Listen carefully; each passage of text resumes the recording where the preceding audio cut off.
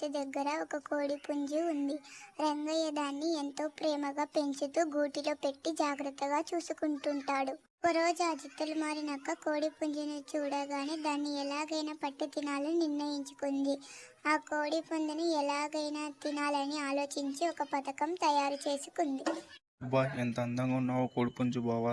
తల మీద ఆ ఎర్రటి నిగనిగలాగే కిరీటం.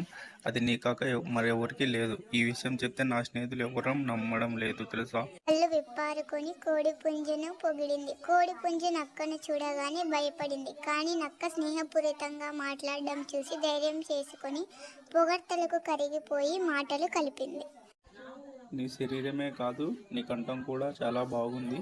నువ్వు ఒకసారి కూత వేస్తే ఈ ప్రపంచమంతా మేలుకుంటుంది. నువ్వే ఈ మస్తు నిద్రలేపేది. అని కోడి పుంజును నక్క పొగిడింది. ఇలా రోజు నక్క రావడం, కోడి పుంజును పొగిడి వెళ్ళిపోవడం జరిగింది. ఇలా వారం రోజులు గడిచాయి.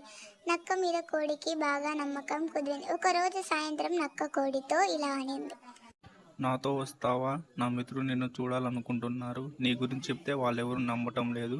నాతో వచ్చి నా మాటలు నిలబెట్టు. ఈ నక్క తీయగా కమ్మగా కోడిని అడిగింది. నక్క కుతంత్రం తెలియక కోడి పుంజు సంతోషంగా ఒప్పుకుంది. రంగయ్య కళ్ళు కప్పి నక్క వెంట బయలుదేరింది. కొంత దూరం నడిచిన తర్వాత చేతికి చిక్కిన కోడి పుంజును మెడపెట్టి చంపి కడుపారా భుజించి తన దారిన తను పోయింది నక్క.